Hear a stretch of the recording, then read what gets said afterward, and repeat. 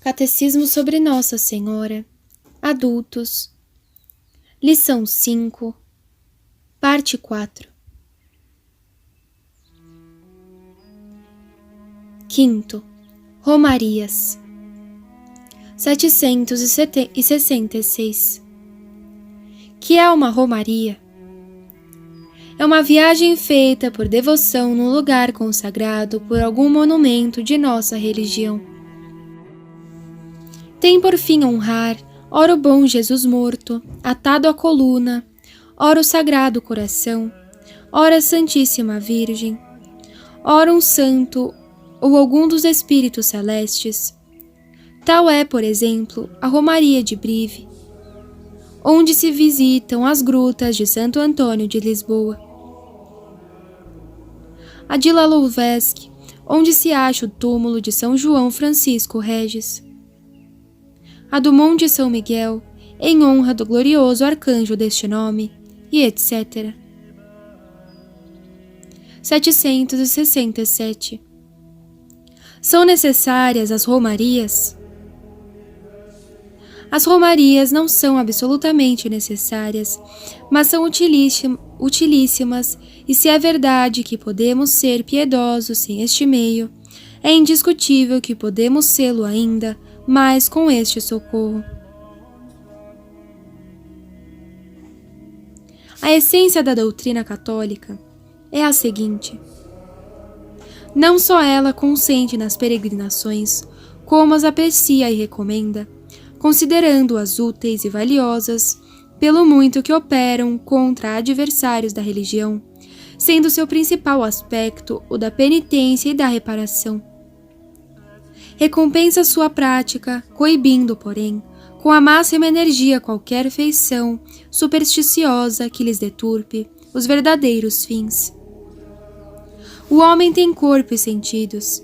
Ainda mesmo que ele creia firmemente, precisa ver e apalpar para ajudar sua fé e nutrir sua piedade. Além disso, as romarias fornecem ordinariamente uma boa ocasião de praticar muitas obras santas, que dão o vigor à alma por demais disposta a adormecer. À vista disso, compreender-se-á facilmente que a Igreja tenha sempre animado a prática dessas piedosas viagens e que Deus, frequentes vezes, tenha recompensado a fé dos peregrinos por graças extraordinárias. 768. Que obras de piedade uma romaria exige? Uma romaria feita com espírito de fé exige principalmente as obras seguintes. Primeiro, abstenção mais ou menos completa dos negócios da vida cotidiana para se ocupar do serviço de Deus. Segundo, orações mais repetidas e mais fervorosas. Terceiro, confissão pública de nossa fé e, por conseguinte, vitória sobre o respeito humano. Quarto, prática da abnegação e da penitência pelo sacrifício que o peregrino faz de seu tempo, de seu dinheiro e das comodidades da vida. Quinto, recepção dos sacramentos de penitência e Eucaristia. Outro grande benefício das romarias é agrupar os católicos, aproximar os corações, como se reúnem os pedaços de lenha numa fogueira. Isolados, seriam expostos a esfriarem-se. Apertados uns aos outros, comunicam-se mais calor e produzem uma chama ardente. 769. Quais são no Brasil os principais santuários erigidos em honra de Maria? São numerosos. Citaremos apenas os seguintes. Primeiro, Nossa Senhora Aparecida, São Paulo. O verdadeiro santuário nacional que obteve da Santa Sé, como se sabe, extraordinárias concessões e prerrogativas. Segundo, Nossa Senhora do Rosário, em Uberaba, Minas. Terceiro, Nossa Senhora da Abadia de Muquem, Goiás. Quarto, Nossa Senhora de Nazaré, Pará. Quinto, Nossa Senhora de Guadalupe, Bahia. Sexto, Nossa Senhora do Monte Serrat, Santos, São Paulo. Sétimo, Nossa Senhora da Imaculada Conceição e a Virgem de Anchieta, em Itanhaém, São Paulo. Oitavo, o Santuário da Penha, no Espírito Santo. Santuário da Virgem. Jovem peregrino, donde vens? Eu era cego, obrigado a pedir esmola no meio da estrada. Alguém passou, e quando eu estendi a mão, na esperança de receber alguma esmola, aquele que passava parou e disse: Eu não tenho ouro nem prata, mas vá amanhã ao santuário da Virgem, e o que eu tiver te darei. Hoje de manhã, então, pedi que me levassem ao santuário, e o padre rezou por mim, pois era ele quem me tinha falado. Rezei com ele e recobrei a vista. Deus te favoreça, piedoso moço, porque tiveste fé em Maria. Soldado, donde vens? Eu estava em meu posto, esperando a batalha. O sinal foi dado. Preparo minhas armas e me recomendo a Maria. O inimigo atira, todos os meus companheiros caem ao redor de mim. Só eu fico de pé. E quando a noite pôs fim ao combate, eu estava incólume. Eu devia ações de graças àquela que me protegeu. É por isso que venho ao santuário da Virgem.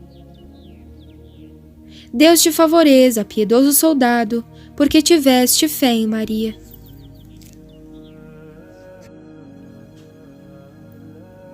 Donde vens, marinheiro? A equipagem era numerosa e o céu era calmo.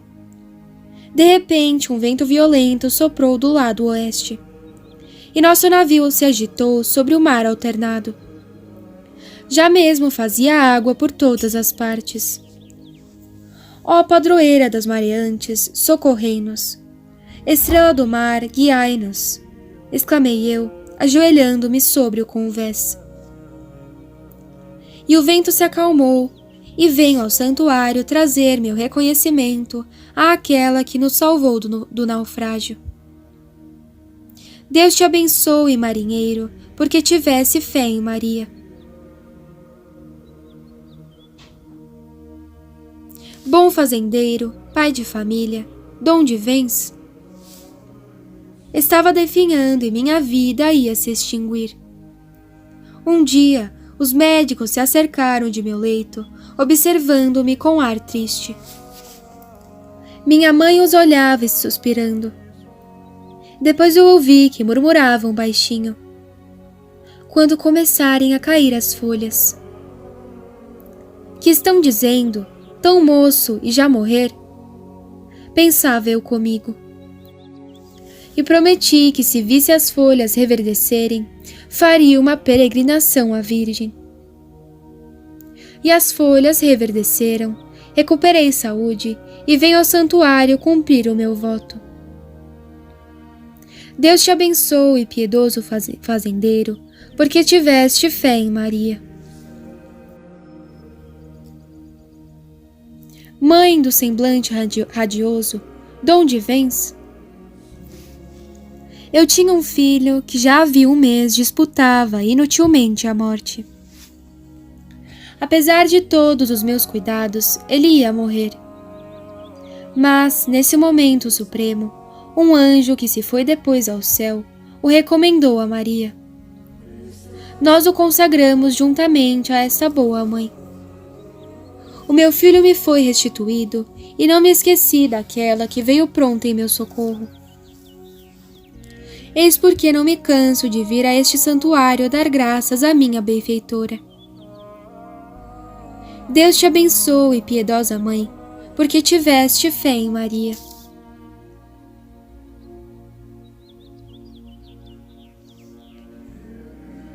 Cândida, esposa de Jesus, donde vens? Não há muito tempo, estava no campo de batalha, aliviando os sofrimentos dos pobres feridos.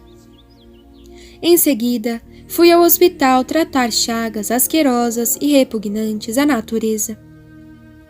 Para vencer o mundo com suas seduções, o demônio com seus ardis, minha natureza viciada com todo o tropel das paixões, resolvi fazer a comunhão cotidiana, que para logo se tornou uma enorme satisfação e felicidade para mim, sendo agora uma necessidade imperiosa para a minha alma. Eu queria também agradecer a minha boa mãe pelos benefícios e favores recebidos. Vim, pois, ao santuário ajoelhar-me aos pés da boa Virgem, que aí se venera. Deus te abençoe, Cândida, esposa de Jesus, porque tiveste fé em Maria. Apóstolo de Jesus, donde vens? Recebi muitas graças de Maria e senti a necessidade de agradecê-las. Eu tinha ainda mais coisas para lhe pedir, porque meu corpo e minha alma se sentiam desfalecer e suspiravam por uma nova vida. Alguma coisa me impelia a vir buscar a fonte milagrosa, ajuda e proteção para todos os meus. Tinha também que pedir inúmeras graças para as almas que Deus me confiou ou que me reserva ainda no futuro. Eis porque eu disse um dia ao vapor: leva-me ao santuário da Virgem. E lá orei por mim e por todos os que amo, e Maria me atendeu. Deus te abençoe, apóstolo de Jesus, porque tivestes fé em Maria. Quem quer que sejas, querido leitor, alma desejosa de tua salvação, vá também ao santuário da Virgem. Bendize a Deus, se Ele te pôs no coração a fé em Maria. Nunca foi ela invocada em vão. Tudo a Jesus por Maria, tudo a Maria para Jesus. Santuários de Maria Santíssima no Brasil. Primeiro, Nossa Senhora Aparecida, São Paulo. O antigo manuscrito que se guarda no arquivo do santuário e é um punho do então vigário de Guaratinguetá, Padre José Alves de Vilela, sendo o original anterior ao ano de 1743, conta do modo seguinte o aparecimento da Santa Imagem. No ano de 1717, em fins de setembro, passando por esta vila de Guaratinguetá para as Minas, o governador delas e de São Paulo, o conde de Assumar, Dom Pedro de Almeida, fez notificar pela Câmara aos pescadores para que apresentassem ao dito governador todo o peixe que pudessem tomar. Entre muitos foram a pescar Domingos Garcia, João Alves e Felipe Pedroso em suas canoas. Em principiando a lançar as redes no porto de José Correia Leite, continuaram até o ponte de Ataguaçu, distância bastante, sem tirar peixe algum. E lançando João Alves a sua rede de arrasto neste porto, tirou o corpo da Nossa Senhora. Sem cabeça, e lançado mais abaixo outra vez a rede, tirou a cabeça da mesma senhora, não se sabendo nunca quem ali a lançasse. Guardou o inventor esta imagem em um tal ou qual pano. E continuando a pescaria, não tendo até então tomado peixe algum, dali por diante foi tão copiosa a pescaria em poucos lanços, que receosos os companheiros de naufragarem pelo muito peixe que tinham nas canoas, se retiraram às suas vivendas, admirados deste sucesso. Felipe Pedroso conservou esta imagem 6 anos, pouco mais ou menos, em sua casa, perto a Lourenço de Sá. e passando para a Ponte Alta, ali a conservou 9 anos em sua nova casa. Daqui se passou a morar em Itaguaçu, onde deu a imagem a seu filho Atanásio, o qual lhe fez um oratório tal qual, e, em um altar de paus, colocou a Nossa Senhora, onde todos os sábados se ajuntava a vizinhança a cantar o terço e mais devoções. Em uma destas ocasiões, estando a noite serena, se apagaram repentinamente 2 luzes de cera da terra que iluminavam a Senhora. E querendo logo Silvana da Rocha acender as luzes apagadas, também se viram acesas sem intervir diligência alguma. Foi este o primeiro prodígio. Casos semelhantes se deram repetidas vezes, de modo que a fama se foi dilatando e chegou ao conhecimento do então vigário de Guaratinguetá, padre José Alves de Vilela. Este e outros devotos lhe edificaram uma capelinha e, depois de demolida esta, edificaram no lugar em que hoje está outra maior, com o fervor dos devotos, com cujas esmolas tem chegado ao estado em que de presente está. A bênção desta primitiva capela foi realizada a 26 de julho de 1745 pelo padre Vilela, com licença do bispo do Rio de Janeiro. Neste mesmo dia, 26 de julho, festa da gloriosa Santa Ana, mãe de Nossa Senhora, se celebrou a primeira missa no santuário. Nos anais do Santuário de Aparecida, não lemos que Maria Santíssima tenha aparecido pessoalmente aos simples pescadores que tiveram a ventura de achar sua imagem. Mas o encontro verdadeiramente extraordinário da estátua, os fatos milagrosos que se deram quando se começou a venerá-la, foram para eles e para todas as almas crentes uma revelação bastante clara da Virgem Mãe de Deus. Hoje, após 2 séculos, vê-se a estátua em um nicho riquíssimo, levando na cabeça uma coroa real que foi benta pelo Santo Padre. No dia 8 de dezembro de 1888, festa da Imaculada Conceição de Nossa Senhora, o templo foi solenemente benzido pelo excelentíssimo e reverendíssimo Senhor Dom Lino Rodrigues de Carvalho, bispo da diocese. O fato mais importante nos anais da Romaria é a solene coroação da imagem milagrosa, na presença dos príncipes da Igreja no Brasil, a 8 de setembro de 1904, no mesmo ano em que o mundo católico celebrava o 50º aniversário da definição dogmática da Imaculada Conceição. A Igreja foi elevada à categoria de basílica e, de um ponto a outro do Brasil, ouve-se a invocação: Virgem Aparecida, rogai por nós. Segundo, Nossa Senhora do Rosário, em Uberaba, Minas. Este santuário se acha na magnífica igreja do convento de São Domingos, em Uberaba. É o centro de devoção do Rosário no Brasil. No dia 11 de novembro de 1900, este centro teve o favor de uma bênção especial do imortal Leão XIII, justamente proclamado o Papa do Rosário. A igreja de São Domingos, em Uberaba, foi a primeira que a ordem dominicana erigiu na terra da Santa Cruz. Sua construção foi resolvida em 1893 e logo os missionários começaram a reunir os materiais necessários. A primeira pedra foi lançada a 16 de janeiro de 1899. Enfim, a 2 de outubro de 1904, depois de muitos trabalhos e sacrifícios, efetuou-se a inauguração provisória, com imponentes festividades, às quais assistiram muitos romeiros e 3 ilustres prelados da igreja. De estilo gótico, vasta, perfeitamente apropriada para o culto, embora não esteja acabada, a igreja de São Domingos é uma das mais belas do Brasil. Num dos braços laterais da cruz que forma a igreja, vê-se o belo altar de Nossa Senhora do Rosário, o qual carrega o menino Jesus no braço esquerdo e com a mão esquerda entrega o rosário a São Domingos, ajoelhado para recebê-lo. Na confraria do Rosário, ereta neste santuário, foram recebidos mais de 100.000 membros em menos de 30 anos. Não se podem enumerar todos os favores que a Virgem Santíssima concedeu àqueles que a invocaram sobre este belo título de Nossa Senhora do Rosário.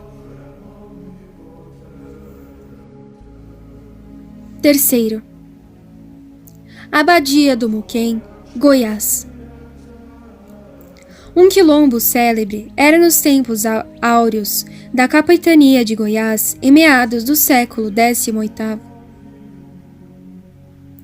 Levas numerosas de escravos africanos, sob a vergasta dos capatazes, eram conduzidas para toda a parte onde o ouro brilhava no fundo das bateias. A onda negra avolumava-se cada dia, indo como que alargar o fundo das largas betas, rasgadas no flanco das montanhas e escavadas ao longo dos rios e córregos. Aos primeiros albores da manhã, a quietação da natureza era interrompida pelo vozear de centenas de escravos que, armados de almocafres, enxatadas, picaretas e alavancas, abriram largos fossos, removiam blocos de rochas, desarraigavam árvores e conduziam em banguês o cascalho que era depois amontoado à beira de um regato. Ali, em uma extensa fila, negros possantes munidos de bateias lavavam o minério à vista de vigilantes guardas que iam recolhendo o produto das lavagens. Este labor se estendia pelo dia todo e só terminava ao sol posto. O excesso de trabalho, a fadiga, os maus tratos, a nostalgia, filha da recordação do solo africano, a lembrança da vida independente de que gozavam em sua pátria, tudo concorria para que cada qual aspirasse ardentemente por sua liberdade. Daí vinham as fugas noturnas de negros, ora isoladamente, ora em grupos, embrenhando-se por densas matas, atravessando extensos campos e quase de rastos, agarrados às asperezas das rochas, galgando serras agrestes, iam estabelecer-se em lugar escuso, longe das vistas dos capitões do mato. Estava fundado o quilombo. Ali viviam ora do produto natural das plantas selvagens, ora do trabalho rudimentar de sua agricultura, já se alimentando do pescado dos rios e regatos, já da caça sempre abundante no interior do país. Muitas vezes, à distância do quilombo, atacavam as comitivas para se proverem de sal, roupas, utensílios de cozinha, ferramentas e etc. A existência de um quilombo era motivo de terror nas vizinhanças de povoados e estradas, pelo que os homens livres organizavam companhias armadas para darem caça aos quilombolas em seus redutos. Os trabalhos de mineração prosseguiam com tenacidade em Água Quente, Cocai, Traíras, São José de Tocantins e em centenas de outras paragens onde ardia a febre do ouro. Entretanto, a existência de quilombos perturbava os serviços, não só por haver necessidade de vigilância diurna e noturna, como também por ser um aliciamento a novas deserções de escravos que iam engrossar as fileiras dos quilombolas. Um quilombo célebre e temido era o que se estabelecia a umas 8 léguas a leste de São José de Tocantins, até onde os negros traziam suas correrias. Formou-se então uma companhia de homens livres, sob o comando de um abalizado capitão de assalto, já notável em iguais campanhas. Depois de alguns dias de reconhecimentos por adestrados vaquianos, partiu a companhia, viajando por meio de densos cerrados ou pelas caatingas, a fim de evitar ser descoberta pelas sentinelas avançadas dos negros. Na tarde de 20 de dezembro, de ano que se ignorava, chegaram os atacantes a uma região extraordinariamente alpestre. Um grupo de enormes rochas de mármore, denegridas pelas intempéries, parecia impedir-lhes o passo. Depois de pouco tempo, conseguiram abrir passagem ao longo de profundas grutas. Ao crepúsculo, chegaram à parte mais elevada daqueles montes rochosos, terminados em pronunciado declive, donde se originava uma como que escadaria natural, que descia em diagonal, e ia terminar junto a um ribeiro que corria dentro de um mato pouco denso. Do alto onde tinham chegado, avistaram à borda de espessa mata algumas choupanas ao redor das quais se agitavam muitos negros.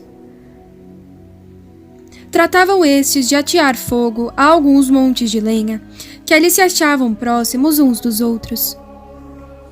Bem depressa, as chamas elevaram-se, iluminando o vale e as encostas dos montes que se erguem ao norte e sul.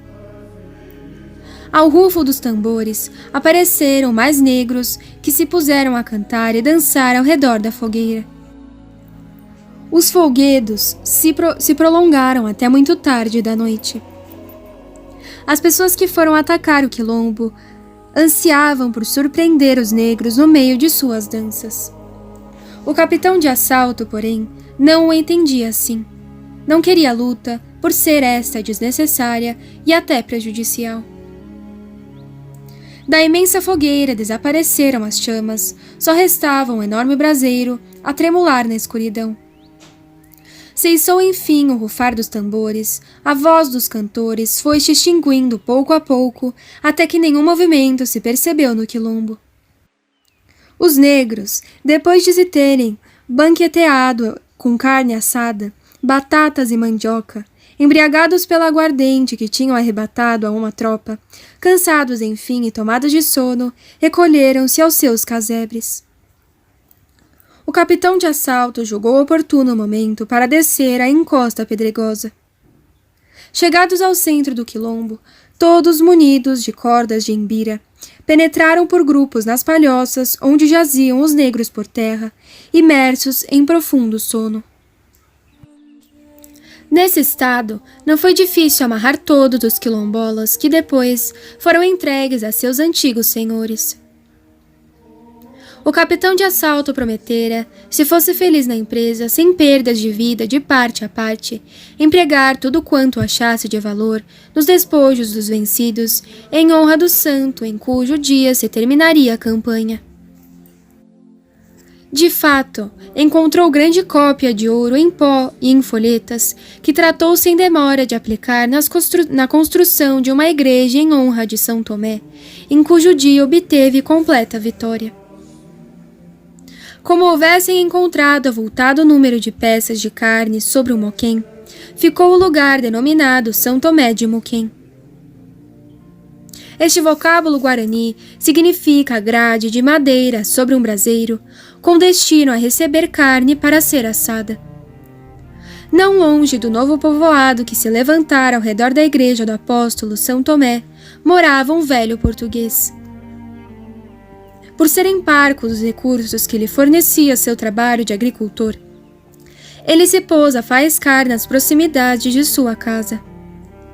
O cascalho e as areias não lhe foram avaros, não que lhe tivessem trazido a opulência, mas uma relativa abastança. A lei, naquele tempo, obrigava quem quer que fosse descobridor de lugares ricos a comunicá-lo ao juiz. Este dirigia-se ao local e distribuía, mediante joia, as terras aos que desejassem lavrá-las. O velho português foi denunciado por não haver comunicado ao juiz a existência de terrenos auríferos em sua propriedade.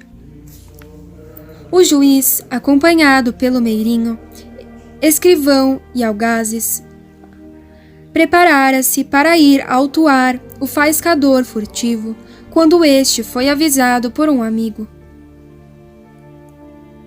Conhecedor dos costumes do tempo e do rigor das leis, desanimou o português, julgando-se perdido, mas lembrou-se de recorrer à misericórdia divina e implorou a intercessão da bem-aventurada Virgem Maria, Senhora Nossa.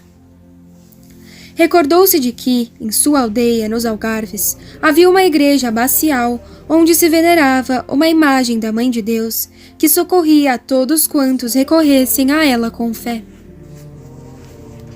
Depois de rezar, cheio de fé, prometeu erigir na igreja de São Tomé de Moquém um altar onde colocaria uma imagem de vulto de Nossa Senhora da Abadia, se fosse possível escapar às malhas da rede da justiça humana. No dia seguinte, viu bater na sua porta o juiz e sua comitiva. Intimado a mostrar o local em que fraudulentamente minerava, para ali dirigiu-se. À vista do juiz e seu séquito, um bom manejador de bateia tirou muitas provas às margens e no fundo do córrego, aparecendo apenas algumas pintas, muito escassas, de ouro em lamelas tênues. Declarou o prático bateiro que o ouro daquele lugar, extraído em uma semana, não dava para pagar um salário de um dia. Diante de tal prova, retirou-se a autoridade, deixando em paz o português, que daí em diante nada mais pôde extrair de sua lavra. O ouro desapareceu para sempre. Livre do vexatório processo e das penas combinadas pela lei, em cumprimento de sua promessa, mandou encomendar no reino uma bela imagem da Virgem Mãe de Deus, enquanto na igreja de São Tomé construía um bonito altar no ângulo abaixo do arco cruzeiro, do lado do Evangelho. Chegada de Portugal, a imagem foi colocada em seu nicho, sendo benta com toda a solenidade e entregue ao culto público. Ninguém sabe quando começaram as romarias, sendo certo que há mais de um século que, anualmente, por ocasião das festas de 15 de agosto, ali afluem milhares de devotos, vindos de vários estados do Brasil, para cumprirem seus votos em consequência das graças recebidas de Deus por intercessão de Maria Santíssima. Durante as novenas e a festa de Umuquém, rozam os fiéis de doce paz. Diferentemente de outras romarias, no Muquém não é o mercantilismo que domina, não se assiste os foguedos e danças profanas, nem uma banca de jogo atrai os viciosos. Antes de meia-noite, cessa o rumor daqueles 4 e 5 mil romeiros. Desde o raiar do dia, afluem todos à igreja para suas devoções e ouvirem as missas. Existe apenas no lugar umas dúzias de casas de telha. Os romeiros armaram barracas, levantaram choças de folhas de palmeira. Nos descampados, ou por baixo da ramada de vasto arvoredo, que se estende a grande distância ao lado da povoação. Quarto, Nossa Senhora de Nazaré, Pará. Em meados do ano de 1700, um dia, errava nas matas da tortuosa entrada de Utinga, hoje transformada na bela avenida de Nazaré, um destemido caçador, homem de cor parda, chamado Plácido, cuja origem e sobrenome são ignorados. Acossado pela sede, em vão buscava um igarapé onde bebesse.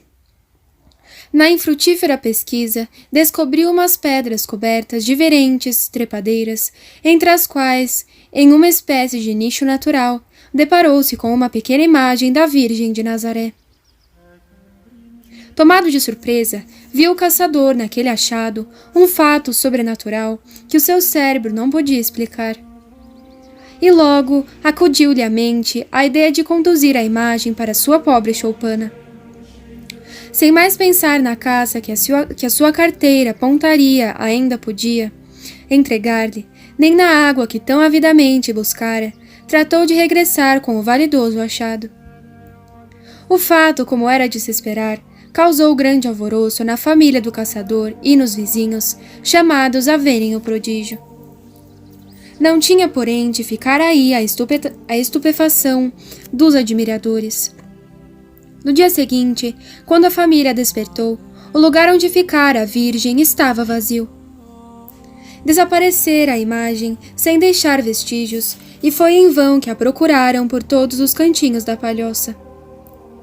Voltou o caçador ao sítio onde havia encontrado as pedras e o nicho. Trouxe-a de novo o caçador, de novo a colocou em sua casa, e no dia seguinte, de novo a foi encontrar no primitivo sítio. Não era preciso tanto para inflamar o espírito religioso do povo. A notícia do extraordinário milagre, transmitida aceleradamente, primeiro aos pobres lenhadores que habitavam a estrada de Utinga, estreito picado a que davam este nome, depois os moradores da cidade, acabou por levar à humilde choupana do caçador um grande número de fiéis que viram trazer a Virgem e fechar a casa. Logo de manhã, porém, a imagem tinha voltado para seu primitivo lugar. Então, o governador, desejoso como São Tomé, de ver para crer, mandou transportar a imagem para o palácio do governo, deu-lhe uma respeitável guarda à vista e foi dormir, bastante pensativo. Na manhã seguinte, os soldados, pasmos e interditos, juravam que ninguém entrara nem saíra do aposento. Entretanto, a Virgem lá não estava. Diversos emissários, em passos apressados, embrenharam-se na densa floresta e foram ter as célebres pedras com o caçador. A Virgem ostentava-se no seu predileto lugar, ao qual voltava sempre, muito embora já lhe tivesse dado por guarida o próprio palácio do governo. Diante de uma prova tão categórica, mandou o governador que no lugar ocupado pelas pedras se erguesse uma palhoça e nela se depositasse a imagem.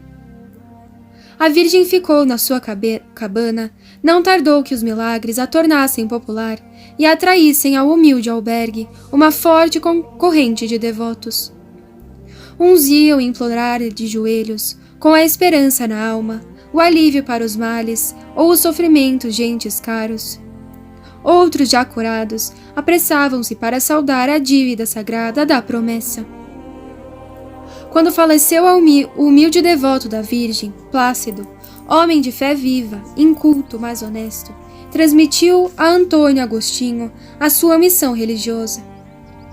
Este, com novos esforços, levou adiante o culto popular. Compungia o coração de Agostinho ver naquela humilde choça, naquele tosco santuário, a Virgem tão milagrosa, tão solícita, e acudir aos pobres doentes. Como demonstravam as inúmeras promessas de madeira, pendentes das paredes de taipa, pés a escorrerem sangue de horríveis golpes, mãos mutiladas, braços cobertos de chagas, cabeças partidas, faces inchadas e arroxeadas por moléstias cutâneas, todos os horrores da humanidade, os que haviam sarado e desaparecido, não pela intervenção de remédios, mas tão somente ao influxo benefício da Virgem milagrosa. Planejou então erguer uma ermida. Pobre embora, mas decente, onde todo aquele conjunto da crença do povo brilhasse melhor. A ideia frutificou largamente. Choveram esmolas abundantes, sem que, porém, o metal tinisse em salvas de prata como hoje, porque naqueles tempos não corria moeda no Pará. O comércio se fazia por permutas ou novelos de algodão.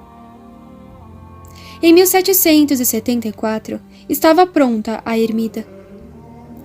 Se Plácido apresentava, talvez, o primeiro dos milagres de devotos da Virgem de Nazaré, se a fé e a constância de Antônio Agostinho se deveu à tosca ermida da estrada de Utinga, a Dom Francisco de Souza Coutinho, governador do Pará, competem as honras de instituidor da festa e do círio.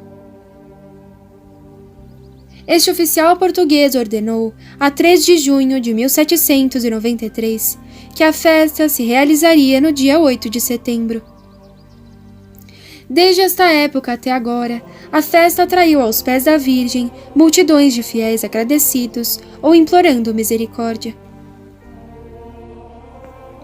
Quinto, Nossa Senhora de Guadalupe, Bahia. Na magnífica e majestosa Bahia, cujas águas vão banhar a poética cidade de Salvador, outrora capital do vasto império de Cabral, que Cabral descobrira, e onde, pela primeira vez, tremulara o estandarte da cruz aos olhos dos indígenas admirados, maravilhada se recreia a vista, descortinando os mais belos e pitorescos panoramas. Em frente à cidade que tão poeticamente crismaram de princesa das colinas, surge a bela e histórica ilha de Itaparica, que se estende pela Bahia e vai terminando muito além da Barra. E, como elegantes oásis no deserto dos mares, aqui e ali, em arte caprichosa, despontam pequenas ilhas cobertas de verdura, onde a vista se recreiam sem poder fartar-se. É muito bela a Bahia, cujas águas, azuladas, banham os pés da cidade das colinas. Entre as ilhas pequeninas que a sulcam, olhemos em direção ao norte, passemos a Ilha das Canas, passemos mais a Ilha dos Frades, deixemos à direita a Ilha do Bom Jesus, e fitemos os olhos naquele ponto verde-negro, que além aparece acima das ondas, e avizinhemo-nos um pouco. Chama-se a Ilha da Madre de Deus. Está vendo entre a folhagem um ponto branco onde se reflete o sol? É a modesta capelinha de Nossa Senhora de Guadalupe. Entremos, é bem pequena, bem modesta. As tendências de hoje não são mais as dos séculos passados. Tem outras ideias a geração presente. Não se erguem mais esses templos monumentais que nos legaram os antepassados. A fé parece que se vai arrefecendo.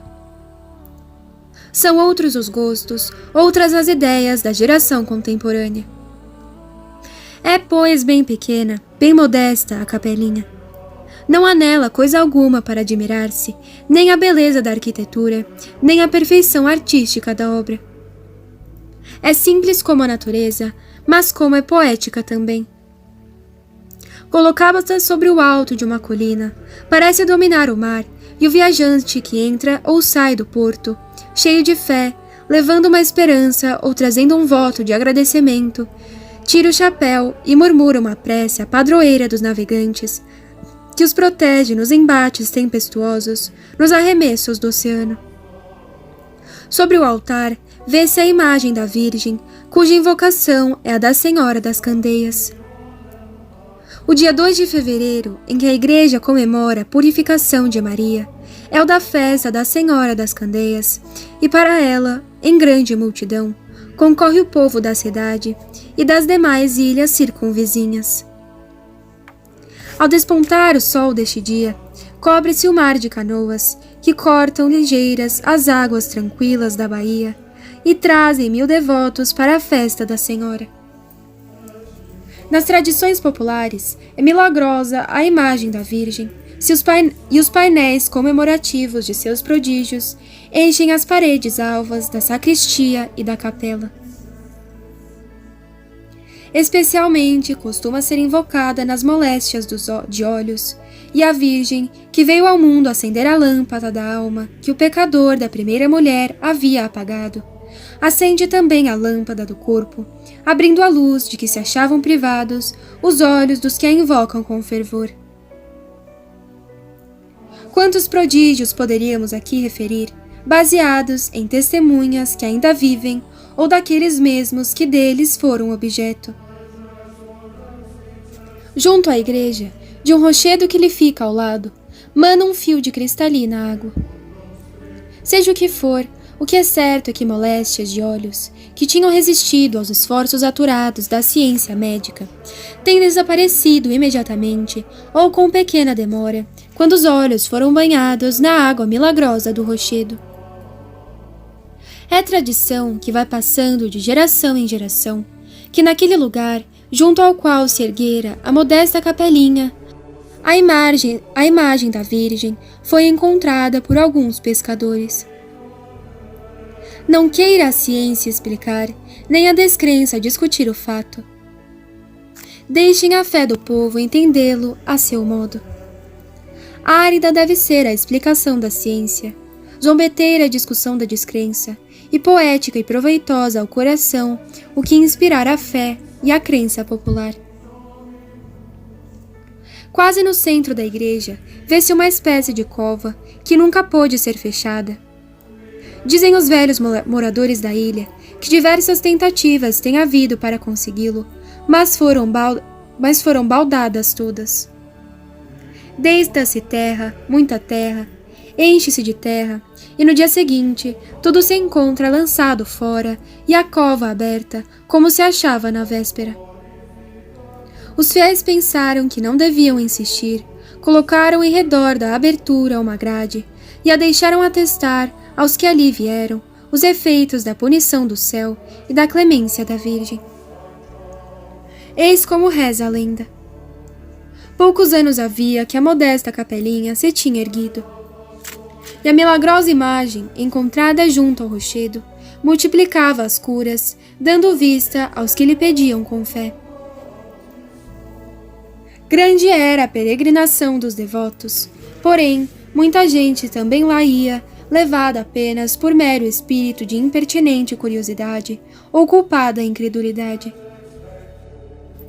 Um dia, entrou na capela um desses homens que procuram ostentar espírito à custa das crenças religiosas, encarnecendo-as e ridicularizando-as. Era um domingo, muito povo se achava no recinto sagrado e o padre já havia começado o sacrifício da missa. Então esse homem, erguendo a voz e olhando para o altar, disse, apontando para a Virgem, em tom de escárnio: "Oh, aí está a senhorita de tantos milagres." Olharam-nos assistentes e alguém lhe disse: "Se não acredita, retire-se. Para que vir aqui insultar em nossa crença?" "Pobre povo", retorquiu o blasfemo. "Pensa que uma figura de barro pode fazer milagres." De súbito, a terra abre-se-lhe os pés. O blasfemo quer fugir. Força oculta lhe impede. Forceja em vão, atrai-o à terra, mais funda vai se tornando a cova. Haviam-lhe já desaparecido os pés, as pernas, e metade do corpo apenas restava acima da abertura. "Pois bem", gritou ele no supremo arranco da desesperança e do arrependimento. "Pois bem, valei-me, vós a quem acabo de ofender. Valei-me, milagrosa Senhora das Candeias." E imediatamente deixou de afundar. Impossível, porém, foi o mísero sair. Ergueu-se o povo, tentando-se esforços, à toa. O coitado estava cravado à terra, que o não queria soltar. Assim passou-se todo o dia, chegou a noite, e sempre a mesma posição. No dia seguinte, o povo afluiu à igreja. O padre dirigiu-se para o altar, começou o sacrifício da missa, e, ao erguer da hóstia, viram todos uma menina trajando vestes brancas, com uma grinalda de flores, coroando-lhe a fronte. Ninguém soube quem era ela, ninguém a viu entrar. Chegou-se ao infeliz e, dando-lhe a mão, fê-lo sair sem dificuldade da cova em que se achava meio enterrado. E depois desapareceu a menina, sem que se soubesse por que lugar nem de que modo. Sexta. A ermida de Nossa Senhora do Monte Serrat, Santos, São Paulo. Ignora-se a época em que foi fundada esta igreja. Os cronistas que nos dão notícias mais ou menos detalhadas sobre a fundação das primitivas igrejas de santos, como a Capela de Nossa Senhora da Graça, a Igreja de Santa Catarina, a Igreja de Nossa Senhora das Neves e outras do tempo de Brás Cubas, nada nos dizem, entretanto, sobre a ermida de Nossa Senhora do Monte Serrat.